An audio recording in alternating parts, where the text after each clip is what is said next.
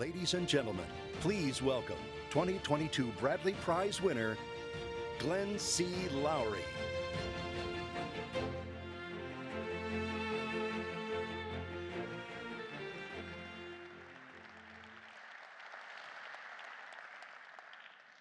Thank you.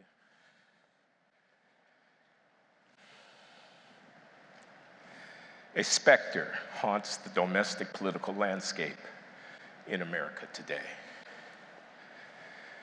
It is the specter of racial conflict. The pundits tell us that we live in a period of racial reckoning in America. The anger and alienation amongst many Black Americans is palpable. Racial dispute suffuses our public life, from school committee elections to national political contest. This estrangement of journalists, politicians, intellectuals, and activists derives from the fact of persisting Black disadvantage across so many fronts in our country's economic and social life. The reality here is too familiar, too widely known to require elaborate recitation. Whether we talk about health or wealth, education or income, imprisonment or criminal victimization, the relatively disadvantaged status of those Americans who descend from slaves here in the third decade of the 21st century, more than 150 years after the Emancipation Proclamation, is clear for all to see. What are we to make of this? That question has bedeviled me for decades. Indeed, ever since I began graduate studies in economics at MIT a half-century ago. So it is with a heavy heart that I stand before you this evening, a Black American economist in this era of racial discontent in my country, an Ivy League professor and a descendant of slaves, a beneficiary of a civil rights revolution now over 2 generations in the past, which has made possible for me a life that my ancestors could only have dreamed of. More than that, I am a patriot who loves his country. I'm a man of the West, an inheritor of its great traditions. As such, I feel compelled to represent the interest of my people here and now. However, that reference is not unambiguous. It has both communal and civic antecedents. But the civic obligations are prior to the communal ones. Racial disparities are real, of course, but just how important is race as such? Inequality in America is not mainly a racial issue. The many poor and marginalized white people deserve our concern too. Interracial marriage has grown dramatically, as has the number of people who view themselves as multiracial, including the first Black president and vice president of this country. Is race a fundamental difference between people, or is it a social construct? We talk incessantly about race and identity, but what about culture? What about values? Are these not aspects of our humanity that transcend race? The alienation afflicting so many prosperous Black Americans is the result, I believe, of the false narratives that folks are being told by demagogues and ideologues. Narratives about something called white supremacy and how it threatens them, about how we have, in effect, reverted to the era of Jim Crow. My work has sought to rebut these departures from reality, in part by looking at what has actually happened over the last 75 years. A Black middle class has emerged. There are Black billionaires. Our influence on American culture is stunning and has worldwide resonance.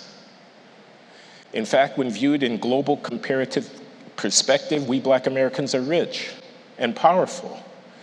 We have, for instance, access to 10 times the per capita income of the typical Nigerian.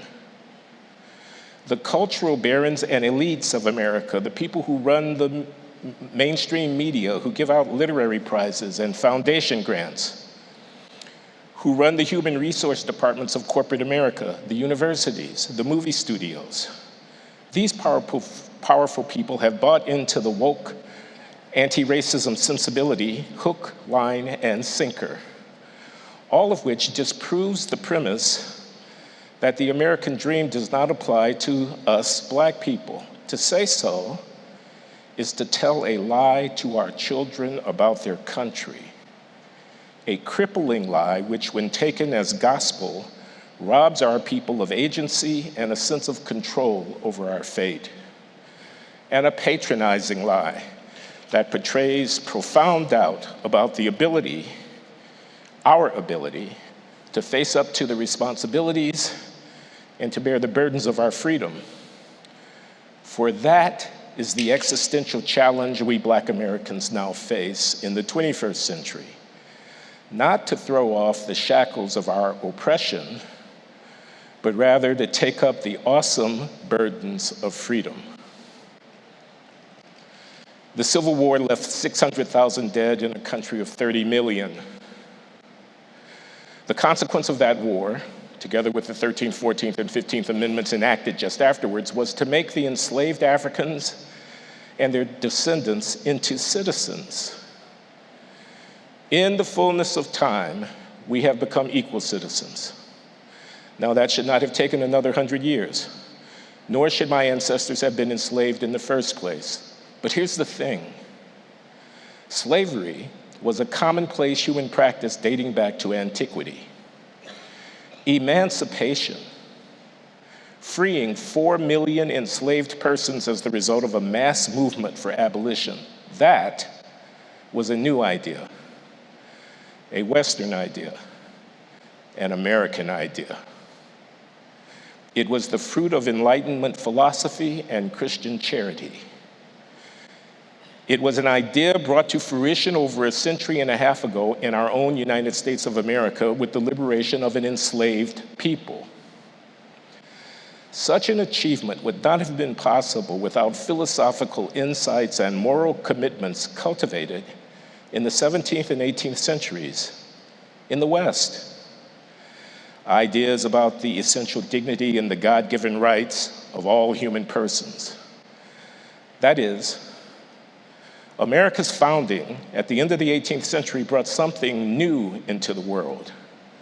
Slavery was a Holocaust out of which emerged an accomplishment that advanced the morality and the dignity of humankind, namely emancipation.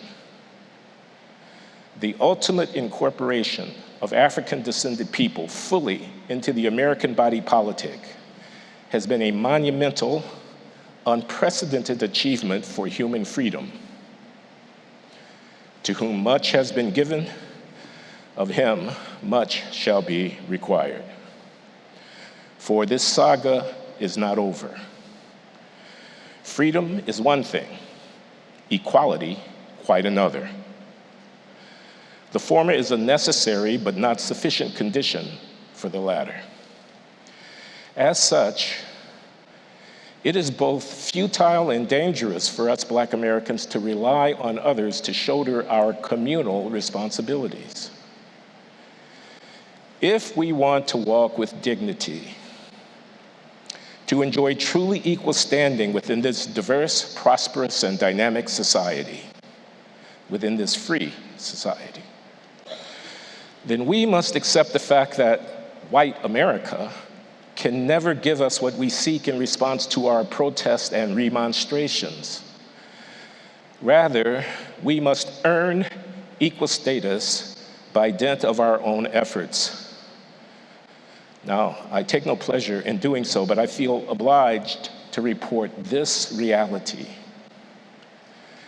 Equality of dignity, equality of standing, of honor, of security in one's position within society, of an equal ability to command the respect of others, such things cannot be handed over. They will not be the fruit of insurrection, violent uprising, or rebellion. Equality of this sort is something which we Black Americans must wrest with our bare hands from a cruel and indifferent world by means of our own effort. Inspired by the example of our enslaved and newly freed ancestors, we must make ourselves equal. No one can do it for us. My fear is that until we recognize and accept this unlovely but inexorable fact about the human condition, until we assure the victimhood rhetoric and embrace the existential realities about race in our country, until then, the disparities that have so troubled our politics and that so threaten our domestic tranquility will continue to persist. Thank you.